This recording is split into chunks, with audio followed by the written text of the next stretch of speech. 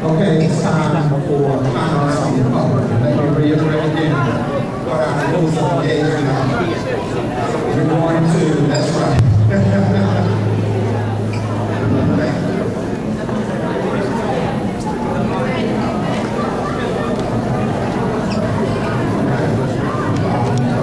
going to make sure that we gave you promises.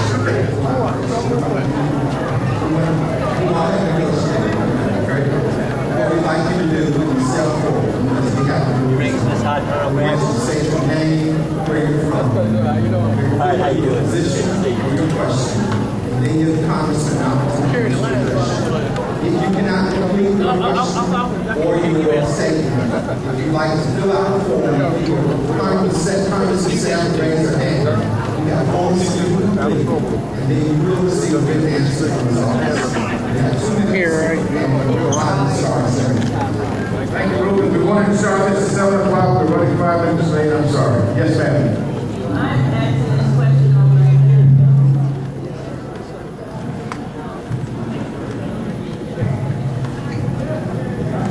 I'm asking this question on my behalf of Nehemiah Smith Jr., who is our timekeeper.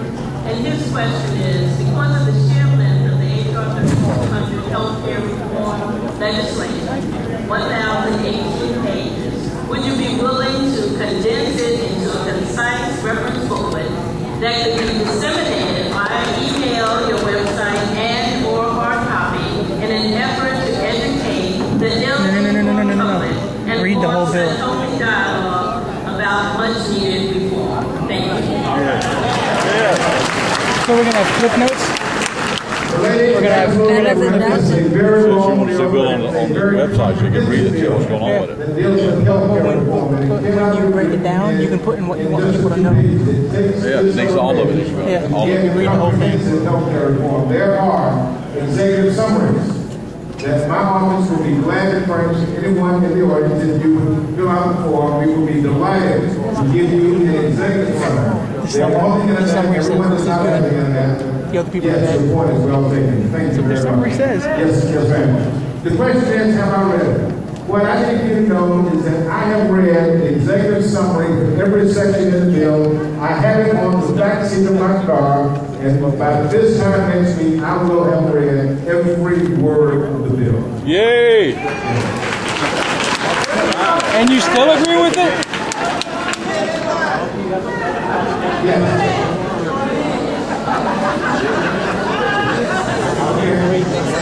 My name is Shasha Rada. I'm a disabled letter carrier. My comment is that, given that no one plans to be sick, health care should be a human right and not a privilege. We need a health plan that guarantees affordable, quality health care. Anything from the government's never affordable quality. There are more than 46 million people without health care in this country. Bullshit. The only way to guarantee that everyone can have coverage is to take the insurance companies out from between the patient and their doctor. A single payer plan. So you stick the government in between the patient and the doctor? But that is not even on the table. We need and must have a strong, affordable, public health option that guarantees coverage for everyone. If we end up with something that is watered down from where it is now at the house, we will be back behind from where we started. We want a quality public option on the table.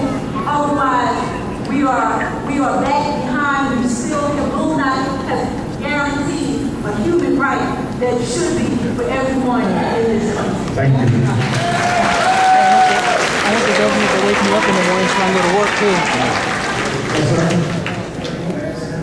Well, the lady is absolutely correct. The public option is an essential component of the bill. It is in the House version. I cannot speak for the Senate, but we're going to insist on a strong public option. The lady is absolutely right. It drives the cost of health care down without question. Thank you. All right now I'm on Medicaid. I don't know if anybody here is familiar with Medicaid, but I'm on oxycontin 20 milligrams. I had back surgery. about 2 years ago through Blue Cross Blue Shield. They paid for everything, thank God. It took me 5 days to be able to pick up my prescriptions so I could go home and pick up my 2-year-old because I was in that much pain. That's under Medicaid now. We have 46 million people insured. How many of those are illegal? How many of those are in prison? I was in prison. It took me 10 days to get a tube pulled while I was in prison, and I waited on my dentist to get approval from prison guards for me to go up there and get a tube pulled. 10 days I took Tylenol from the tube. Now this is what government's doing right now to control population in prison. This isn't out here on the real world where there's 10,000 in there, there's 10 million out here. So how are they taking care of our prisoners, and that's how they can take care of us. The gentleman's question is... Yeah! Yeah! The gentleman's question is, are illegal immigrants and prisoners included in the uninsured count that I gave you? And the answer is no. Prisoners are presumably taken care of by the Department of Corrections. They would not be included in the bill. The loophole. No question that our Department of Corrections does provide some health coverage for the inmates. Illegal immigrants are not included in this count. Yeah, right. Yeah, right. No one knows the exact count of illegal immigrants in this country. It ranges from 12 million to 20 million illegal immigrants. Then you're not doing your job, buddy. That is in addition to the 300 million people. They are not legal. They are not counted in this bill whatsoever. Thank you. Yeah, right. Yes, they are. Well, let's talk about the profits of the insurance company. Let's talk about the public option. Let's not get caught up on the illegal immigrants. I'm telling you, they're not in there. They're not in the bill. Woohoo! I feel safe now. Who promises us that? There are at least two loopholes. They don't let it hold. Let's talk about stuff that is hurting families. The loopholes will let everyone through. Yeah. All of them. It's their right, isn't it? That's a human right to have health insurance. Come to America and get it for free. I appreciate you being here.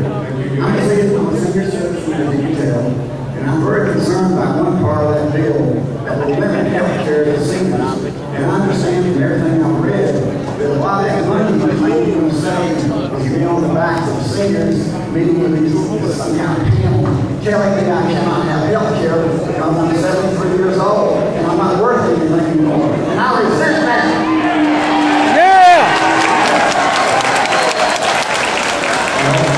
And the other thing is, this obamacare bill is so great. Does that mean the Senate and House members will be on the same? Good question. Yeah.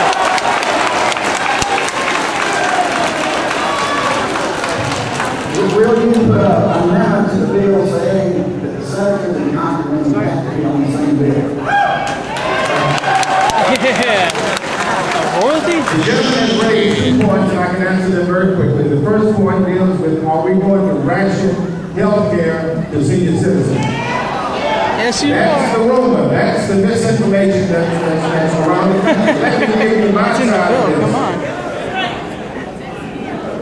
It is true that we're trying to make Medicare and Medicaid more efficient.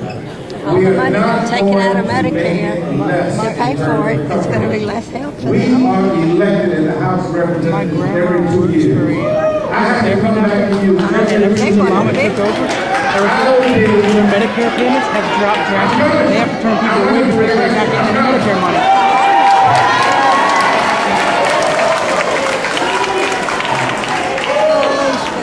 There's not a member of Congress. There are 435 House members, and I know more than half of them. There are 100 senators. I know probably 10% of them. There's not a single House member or senator in Washington, D.C.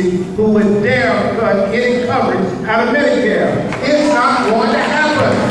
What about the $555 billion you already cut out? The second question the gentleman has, and it's one of the talking points that we've been told that we could expect, and And that is, am I willing to go into the public plan as a member of Congress?